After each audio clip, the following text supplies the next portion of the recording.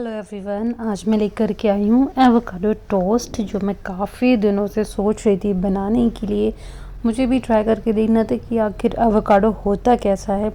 But seriously guys, avocado खाने के बाद मुझे सच में बहुत अच्छा एक क्रीमी सा फ्लेवर लगा, बहुत अच्छा लगा। मुझे लगा कि हाँ, इसे ट्राई करना चाहिए। सीरियसली मैं बताऊँ तो ये मैंने 4 टोस्ट बनाया, जिसमें से 3 तो मैं अकेले ही खा गई थी क्योंकि मुझे इतने यम्मी लग रहे थे। तो इस रेसिपी को आप ज़रूर ट्राई करिएगा। मैंने टेस्ट इन्हेंस करने के लिए इसमें कुछ इंग्रेडिएंट्स डाले हैं, जिससे टेस्ट और ज़्यादा इन्हेंस हुआ। अगर मैं उसको कंपेयर करूँ तो लाइक चीज़ में जैसे कोई पर्टिकुलर टेस्ट नहीं होता है, एक फाइन सा टेस्ट, क्रीमी सा टेस्ट होता है, लाइट सा। पर हम जब उसको इंग्रेडिएंट के साथ मिक्स करते हैं तो वो टेस्ट काफ़ी इन्हेंस और अच्छा लगता है। तो सेम ऐसे ही एवोकाडो का भी था। मुझे 100 रुपीज़ में एवोकाडो मिल गया था।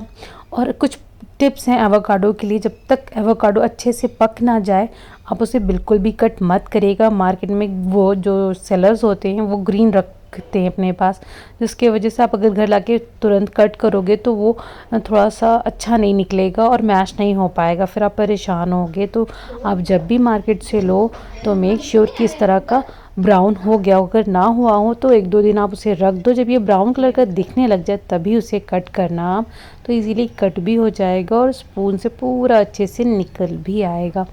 तो वीडियो को स्टार्ट करते हैं। तो जिस तरह से सारे ही लोग वीडियो में कट करते, मैंने भी उसी तरह से कोशिश करी इसको कट करने की, और ये इजीली कट हो गया था क्योंकि ये बहुत अच्छे से पक चुका था। मुझे भी लाए हुए तकरीबन 2 से 3 दिन हो चुके थे।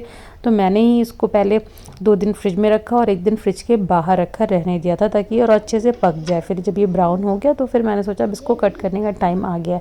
तो देखिए ये अच्छे से कट हो गया और अच्छे से इसका सीड भी निकल आएगा। पहले मैंने इसको हाथ से निकालने की कोशिश करी थी पर ये नहीं निकला। बट एक चीज़ मेरे संग बहुत बुरी होगी कि मेरा ना एवोकाडो थोड़ा सा ख़राब भी निकला, जिसके वजह से उसकी क्वांटिटी थोड़ी कम हो गई थी।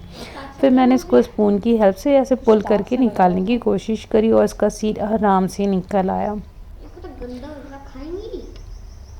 ये देखिए, उसके बाद मैंने सारा एवोकाडो निकाला स्पून की हेल्प से।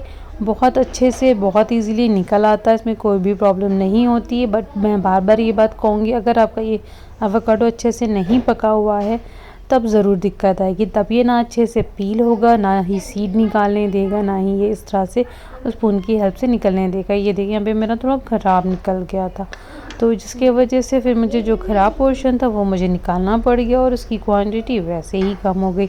तो अब हम यहाँ पे इंग्रेडिएंट्स की बात कर लेते हैं। ये देखिए यहाँ पर आपको दिख रहा होगा कितना कम बचा हुआ है। एनीवे, खैर जो इंग्रेडिएंट्स है उसमें मैंने लिया था कुछ कॉर्न, ब्लैक पेपर, ऑरिगेनो और वाइट सेसमा सीड और सॉल्ट। और जो सबसे इम्पॉर्टेंट चीज़ है वो है ऑलिव ऑयल। शायद ऑलिव ऑयल की वजह से टेस्ट को ज़्यादा बेटर आया और भी ज़्यादा इन्हेंस हुआ। यहाँ पर मैं ½ टेबल स्पून ऑरिगेनो ऐड कर रही हूँ और यहाँ पे पिंच ऑफ ब्लैक पेपर मैंने यूज़ किया है, और चिली फ्लेक्स आप अपने अकॉर्डिंग यूज़ कर सकते हैं। इसको जैसे ज़्यादा तीखा खाना पसंद हो तो वो तीखा खा सकता है। और यहाँ पे मैंने सॉल्ट भी अपने टेस्ट के अकॉर्डिंग आप ऐड कर सकते हो। और सेसमा सीड्स की मैं क्या ही बात करूँ, ये तो अपनी मन मर्ज़ी, आप जितना चाहे उतना डाल लो। इसका भी एक अच्छा सा फ्लेवर आता है, मुझे अच्छा लगता है। अगर आपको कम अच्छा लगता है तो आप मत डालो इसको, या कम क्वांटिटी में डाल लो। और कॉर्न तो आप ज़्यादा भी डाल सकते हो क्योंकि कॉर्न का टेस्ट इसमें बहुत यम्मी लग रहा था। सो इसमें सारा कॉर्न भी मिक्स कर दिया, सारे इंग्रेडिएंट को मिक्स करके अच्छे से। अब हम अपनी ब्रेड लेंगे और उसमें स्टफ़ करेंगे। यहाँ पे मैं आटा ब्रेड को यूज़ कर रही हूँ, आप अपनी चॉइस का कोई भी ब्रेड यूज़ कर सकते हो। मैं यहाँ पे ऑलिव ऑयल को डालना भूल गई थी, तो फिर मैं फटाफट भागते हुए गई और ऑलिव ऑयल लेकर के आई और मैंने उसको भी मिक्स कर दिया। और मुझे लगा कि अब ब्रेड में स्टफिंग करने जा रही हूँ। सो चलो फटाफट से अब ब्रेड की बारी आती है और हम लोग ब्रेड में स्टफ़ करते हैं सारे इंग्रेडिएंट्स को। अब आती है हमारी ब्रेड की बारी, स्टफ़िंग की बारी। तो ये मैं यहाँ पे आटा ब्रेड यूज़ कर रही हूँ। मैं आपको जैसे कि पहले भी बता चुकी हूँ, मैंने यहाँ पे 4 स्लाइस ऑफ ब्रेड लिए थे जिनमें स्टफ़िंग अच्छे से आ गई थी। एक्चुअली में जो एवोकाडो है ना, वो इंडिया में इतना ज़्यादा नहीं खाया जाता है, और ये तो आने भी अब लगा है, पहले तो आता भी नहीं था। बट ये फ़ॉरेन में बहुत ज़्यादा खाया जाता है, बहुत ज़्यादा पसंद किया जाता है। हालांकि हाँ, अच्छा है टेस्ट, मैं ये नहीं कहूँगी बुरा है, काफ़ी अच्छा है, मैं आगे उसको ट्राई भी करना चाहूँगी। और न्यूट्रिशन वैल्यू की बात करूँ तो न्यूट्रिशन वैल्यूज़ में भी ऐसा कुछ नहीं है जो कि अदर फ्रूट्स में हमें इसकी न्यूट्रिशन ना मिल पाए, तो ऐसा भी नहीं है, न्यूट्रिशन भी हमें मिल ही जाते हैं। तो इट्स टोटली ऑप्शनल। एक होता है ना मन कि इतना ज़्यादा फेमस, आपने कई बार वीडियो में देखा होगा तो मन करता है एक बार मैं ट्राई करके तो देखूँ ये होता है कैसा, तो आप उस पर्पज़ से तो ज़रूर ट्राई कर सकते हैं। बट अगर न्यूट्रिशन की बात है तो न्यूट्रिशन इसके कहीं ना कहीं आपको दूसरे अदर फूड्स में हमें मिल जाते हैं, तो ऐसा नहीं कि इसको ही खाना ज़रूरी है, बहुत ज़्यादा इसमें कोई पर्टिकुलर न्यूट्रिशन मिल जाता है हमें। तो यहाँ पे ब्रेड सेकने की भी बारी आ गई थी, दोनों साइड से हल्का हल्का सा ऑयल लगा करके मैंने सेका था।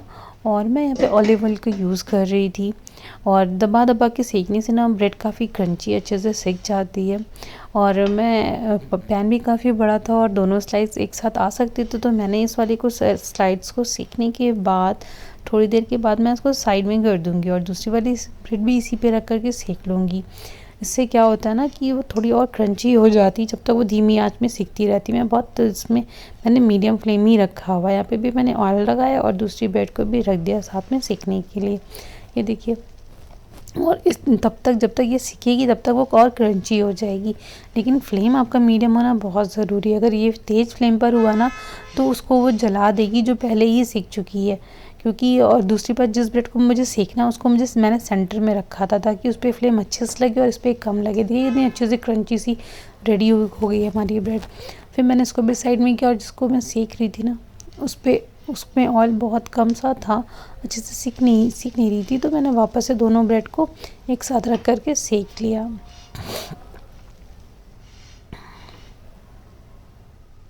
इसी तरह आगे पीछे करके उलट पलट करके मैंने दोनों ब्रेड को सेका। मैंने यहाँ पे ऑलिव ऑयल का यूज़ किया, आप कोई भी ऑयल, घी, बटर अपने चॉइस का यूज़ कर सकते हैं।